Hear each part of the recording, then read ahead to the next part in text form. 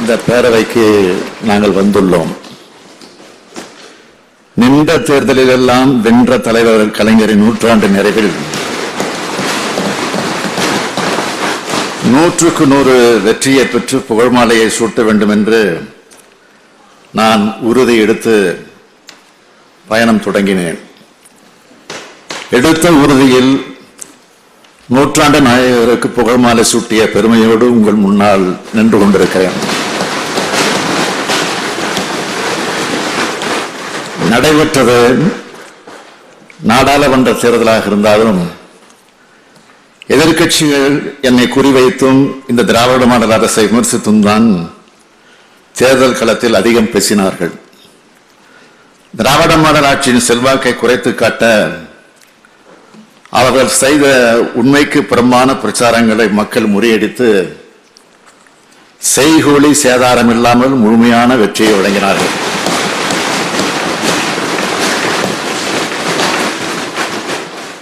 ஆளும் திராவிட முன்னேற்ற கழக அரசின் மீது மக்களுக்கு உள்ள நம்பிக்கையே இந்த தேர்தல் முடிவுகள் காட்டுகின்றன.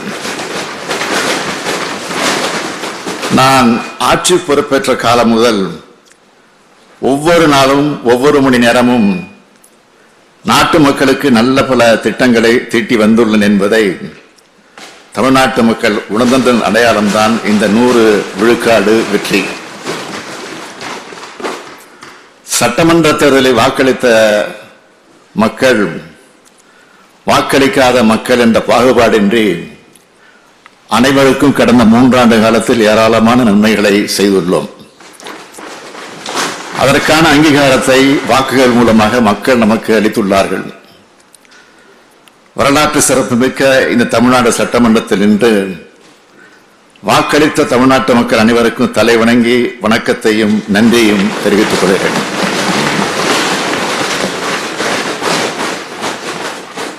வரும் 2 ஆண்டு காலமும் இதே போன்ற ஈடு இணையற்ற திட்டங்களை தீட்டி தந்து 2026ஆம் ஆண்டு சட்டமன்ற தேர்தலிலும் மகத்தான வெற்றியை நாங்கள் பெறுவோம்.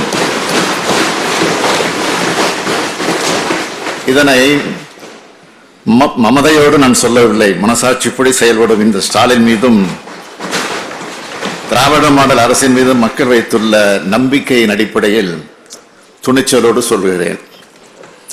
நாடாளுமன்ற தேர்தல் முடிவுகளை சட்டமன்ற தொகுதிகள் வாரியாக ஆய்வு செய்தால் திமுக கூட்டணி 221 தொகுதிகளை கைப்பற்றி வெற்றி பெற்றுள்ளது. மக்கள் மனதில் யார் இருக்கிறார்கள், யாரை மக்கள் அடியோடு புறக்கணித்துள்ளார்கள் என்பதையெல்லாம் இதன் மூலம் உணர முடியும். அதனால்தான் மக்களால் ஒதுக்கப்பட்டவர்கள் நமது முகத்தை நேருக்கு நேராக பார்க்க முடியாமல் தினந்தோறும் இந்த அவைக்கு வந்து அவையின் மாண்புக்கும் குந்தகம் விளைவித்து சென்று விட்டார்கள். இந்த தேர்தல் தோல்வியை மறைக்க அவர்கள் போட்ட சதி திட்டம்தான் நடவடிக்கை எடுக்கப்பட்ட கள்ளக்குறிச்சி விவகாரத்தை தொடர்ந்து கிளப்பியது.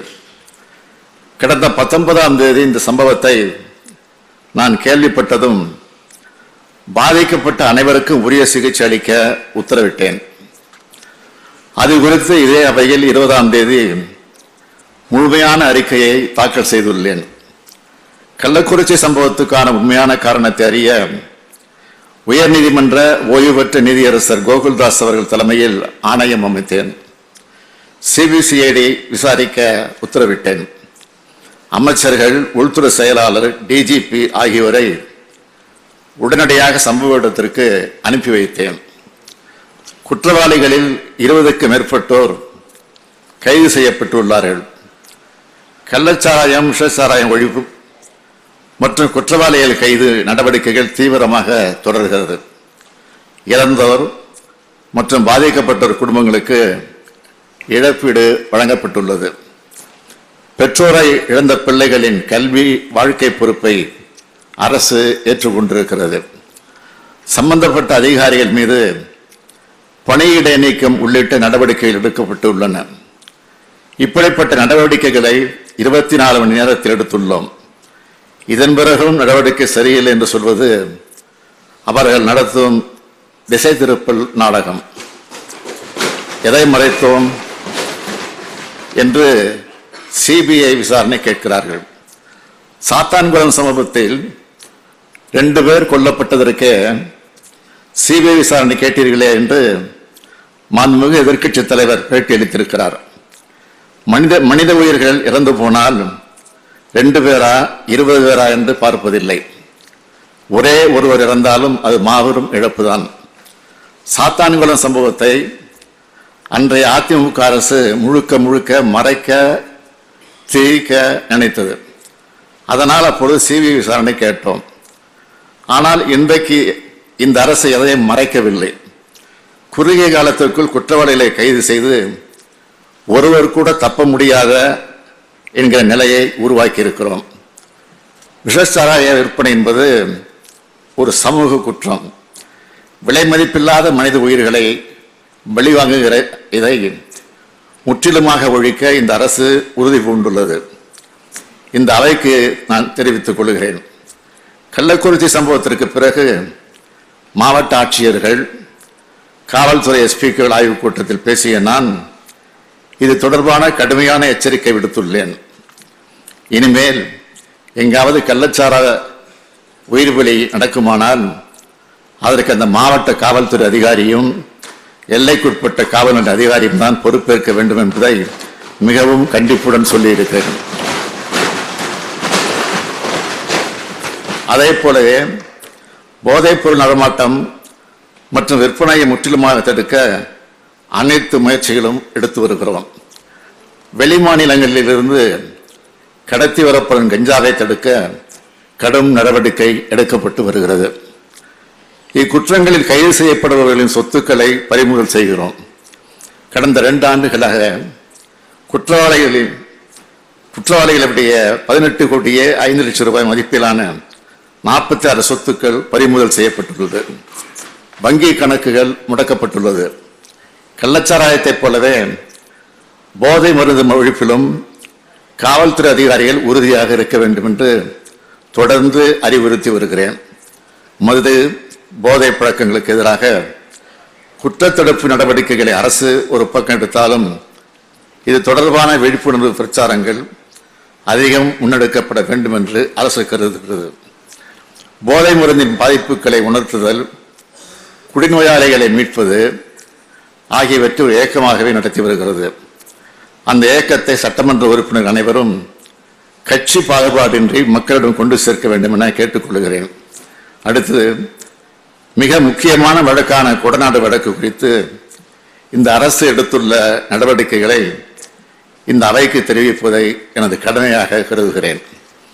கொடநாடு வழக்கில் இதுவரை 268 சாட்சிகள் விசாரிக்கப்பட்டு எதிரிகள் பயன்படுத்திய 8 செல்போன்கள், 4 சிம் கார்டுகள் கோவை வட்டார தடய அறிவியல் ஆய்வகத்துக்கு அனுப்பி வைக்கப்பட்டது.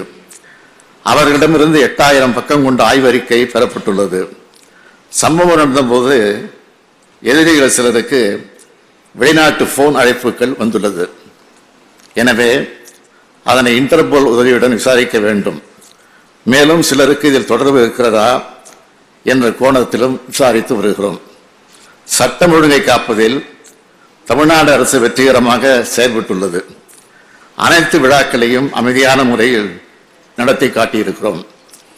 18 ஆண்டுகளாக நின்று போயிருந்த சிவகங்கை கண்டதேவி அருள்மிகு திருக்கோயில் போராட்ட தேரோட்டத்தை எந்த பிரச்சனையும் என்று சுமூகமாக நடத்தி காட்டியிருக்கிறோம்.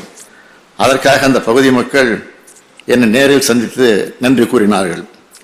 40 லட்சம் பேர் திரண்ட திருவண்ணாமலை கார்த்திகை தீப திருவிழா, 2 லட்சம் பேர் பங்கெடுத்த மதுரை சித்திரை திருவிழா, 8 லட்சம் பேர் கூடிய திருச்செந்தூர் சூரசம்சாரம், 5 லட்சம் பேர் கூடிய பழனி தைப்பூச திருவிழா, 12 லட்சம் பேர் பங்கேற்ற குலசேகரப்பட்டினம் தசரா, 3 லட்சம் பேர் பங்கேற்ற வேளாங்கண்ணி தேவாலய கொடியேற்ற திருவிழா, 20,000 பேர் பங்கேற்ற நாகூர் சந்தனக்கூடு திருவிழா உள்ளிட்ட பொதுமக்கள் அதிகம் கூடும் விழாக்கள் அனைத்தையும் அமைதியாக நடத்தி காட்டியிருக்கிறோம்.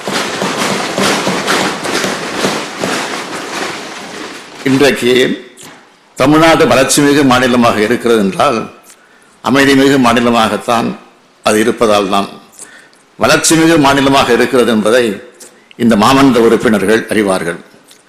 காவல்துறையில் கடந்த 3 ஆண்டு காலத்தில் மொத்தம் 190 அறிவிப்புகள் வெளியிடப்பட்டன. அதில் 179 அறிவிப்புகளுக்கு அரசாணை வெளியிடப்பட்டு நடைமுறைக்கு வந்துள்ளன என்பதை அறிவிப்பதில் மகிழ்ச்சி அடைகிறேன். மற்ற அறிவிப்புகளும் விரைவில் அரசாணையாக ஆகும் என்று உறுதியளிக்கிறேன். கடந்த ஆண்டு மட்டும் காவல்துறையில் பல்வேறு சீர்திருத்த முன்னெடுப்புகள் எடுக்கப்பட்டன. மாணவர்களை பயன்படுத்தும் சிற்பி திட்டம் மூலமாக மாணவர்களுக்கு ஒழுக்க பயிற்சி அளிக்கப்படுகிறது. சிறு குற்றம் செய்யும் குற்றவாளிகளை திருத்தி அவர்களது எதிர்காலத்தை சிறப்பானதாக மாற்றுவதற்கு பறவை திட்டம் தீட்டப்பட்டது. பதிவேடு குற்றவாளிகள் குறித்த தகவல்களை ஒருங்கிணைக்க பருந்து திட்டம் செயல்பாட்டில் உள்ளது. காவலர்களின் நன்மைக்காக ஸ்மார்ட் காவலர் செயலி உருவாக்கப்பட்டது. விடுப்புகளை முறைப்படுத்த விண்ணப்ப செயலி அறிமுகம் செய்யப்பட்டது. காவலர்களின் மன அழுத்தத்தை குறைக்கும் பயிற்சியாக மகிழ்ச்சி என்ற திட்டம் செயல்படுத்தப்பட்டது. மகளிர் காவலர்களுக்காக ஆனந்தம் திட்டம் அமுலில் உள்ளது. வாகன திருட்டை கண்காணிக்க IVMS திட்டம் நடைமுறைக்கு வந்துள்ளது. பொதுமக்களின் குறைகளை நிவர்த்தி செய்யவும் புகார்களை விரைந்து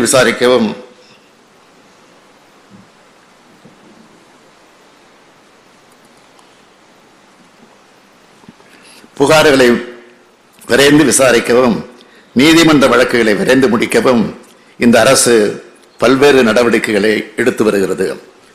குற்றங்களை குறைக்கும் துறையாக மட்டுமில்லாமல் குற்றங்களை தடுக்கும் துறையாக செயல்பட வேண்டும் என்று காவல்துறை அதிகாரிகள் மாநாட்டில் ஆலோசனை கூட்டங்களில் தொடர்ந்து வலியுறுத்தி வருகிறேன்.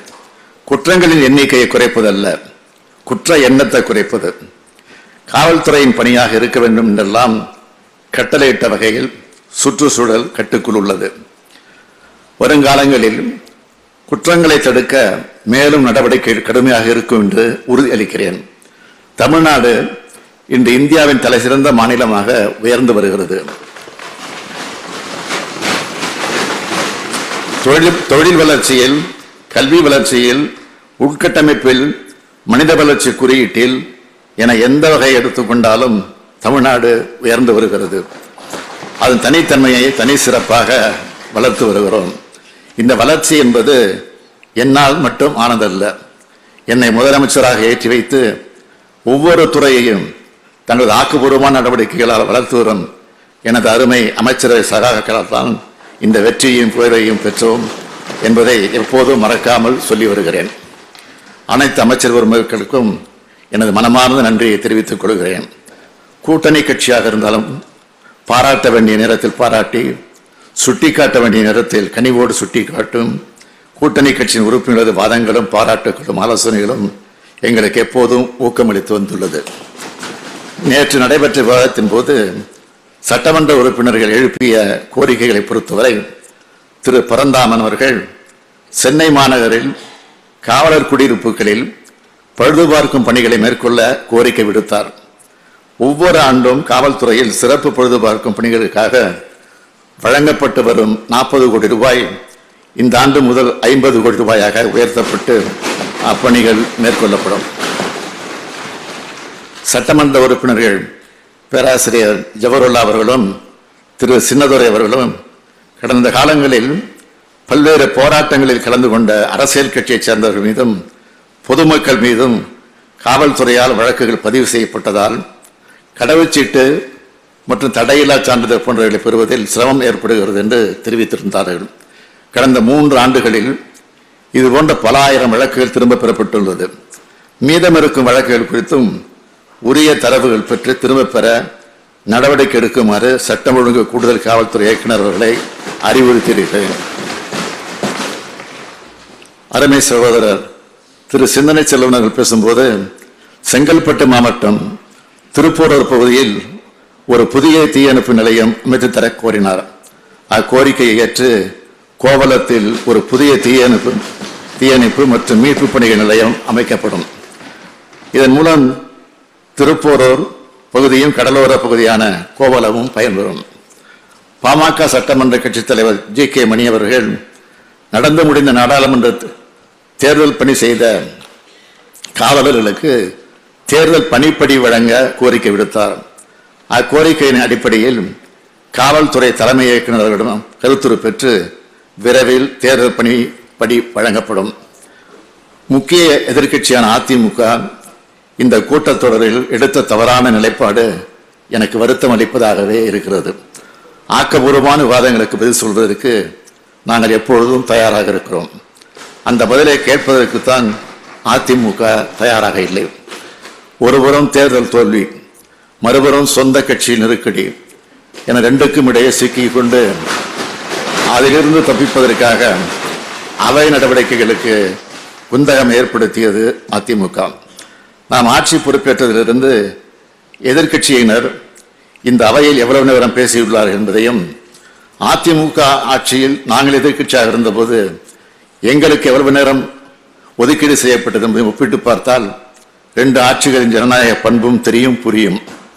மாண்புமிகு பேரவைத் தலைவர்களே, ஆசிரியருக்கே உரிய கண்டிப்புடனும் தெளிந்த அறிவு கூர்மையுடனும் அதே நேரத்தில் சுவையுடவும் இந்த அவையை நடத்தி செல்லும் தங்களுக்கு மனமார்ந்த நன்றியை தெரிவித்துக் கொள்கிறேன்.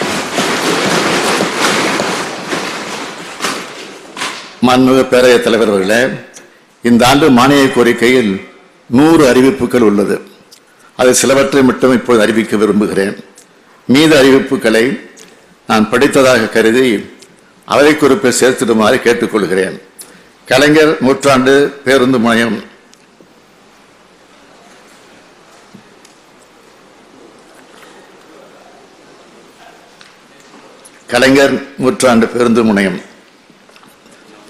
மற்றும் ஏற்காடு ஆகிய இடங்களில் புதிய போக்குவரத்து காவல் நிலையங்கள், கிண்டி கலைஞர் நூற்றாண்டு உயர் சிறப்பு மருத்துவமனை புறக்காவல் நிலையம், படப்பை ஆதமங்கலம் புதூர் திருப்பரங்குன்றம் கோயில் ஆகிய இடங்களில் புதிய காவல் நிலையங்கள். நம்முடைய அவை முன்னவர் அவர்கள் காலையில் வந்தவிடம் ஒரு சீட்டு கொடுத்துருக்காருன்ட்டு நெடுநாள் கோரிக்கைன்னு சொல்லி கொடுத்துருக்காரு.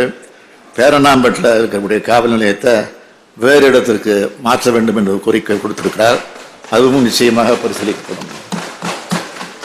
குளத்தூர், கேளம்பாக்கம், செங்குன்றம் உள்ளிட்ட இடங்களில் புதிய அனைத்து மகளிர் காவல் நிலையங்கள் அமைக்கப்படும். தாம்பரம் காவல் ஆணையத்திற்கு புதிய கட்டடம் கட்டப்படும். கோவை, பொள்ளாச்சி, திருப்பூர், நல்லூர் ஆகிய இடங்களில் 229 காவல் குடியிருப்புகள் கட்டப்படும்.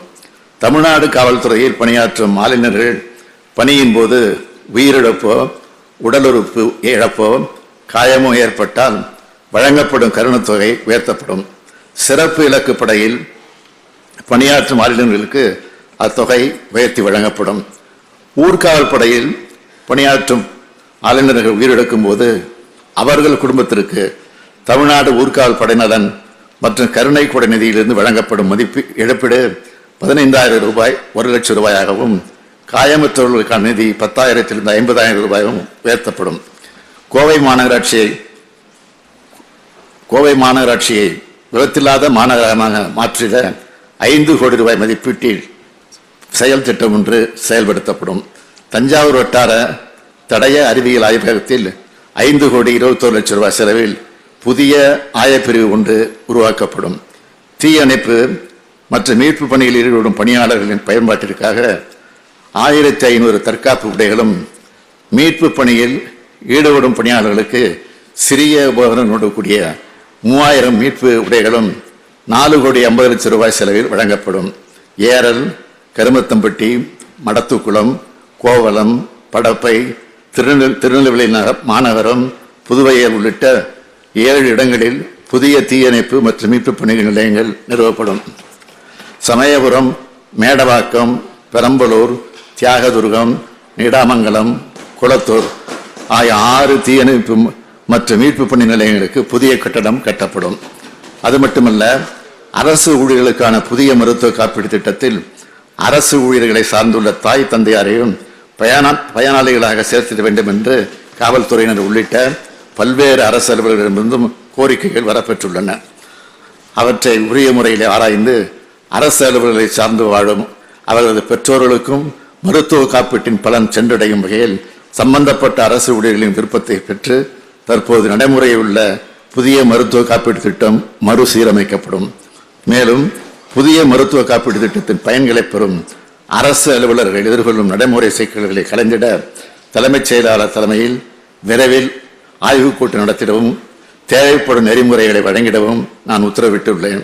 மாண்புமிகு பேரவைத் தலைவர் அவர்களே, எங்களது இலக்கு மிக பெரியது, எங்களது கொள்கை மிக மிக பெரியது.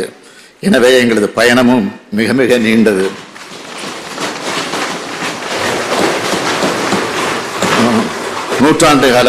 நூற்றாண்டு கால திராவிட இயக்கத்தின் கனவுகளை நிறைவேற்ற வேண்டிய கடமையும் பொறுப்பும் எங்களுக்கு உள்ளது. பகுத்தறிவு புகழவன் தந்தை பெரியாரின் சிந்தனைகளை பேரறிஞர் அண்ணாவின் பாணியிலே தமிழக தலைவர் கலைஞர் அவர்கள் செயல்வேகத்தோடு கொண்டு செலுத்தி வருகிறேன். எங்களது இலக்கில் நாங்கள் வெல்வோம், வென்று கொண்டே இருப்போம் என்று கூறி என் உரையை நிறைவு செய்கிறேன்.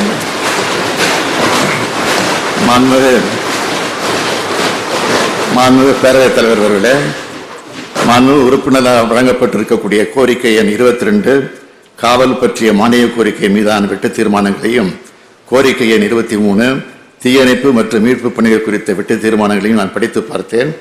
அவை விதிகளுக்கு உட்பட்டு இருக்கும் பட்சத்தில் நிச்சயமாக உறுதியாக நிதி நிலைமைக்கு ஏற்றபடியே அதை நிறைவேற்ற இந்த அரசு உறுதியாக பரிசீலிக்கும். எனவே நான் ஏற்கனவே கூறியது போல மக்களை காக்கும் பணியில் காவல்துறை மற்றும் தீயணைப்பு துறைகளின் தேவைகளை, கோரிக்கைகளை இந்த அரசு உறுதியாக உரிய முறையில் நிறைவேற்றி தரும். அவற்றுக்கு போதிய விளக்கங்களை என்னுடைய பதில் உரையில் அளித்திருக்கிறேன். ஆகவே மாண்புமிகு உறுப்பினர் அனைவரும் என்னுடைய இந்த விளக்கத்தை ஏற்று வெட்டு தீர்மானங்களை திரும்பப் பெற்று இந்த மானிய கோரிக்கைகளை நிறைவேற்றி தருமாறு கேட்டு அமைகிறேன். நன்றி, வணக்கம்.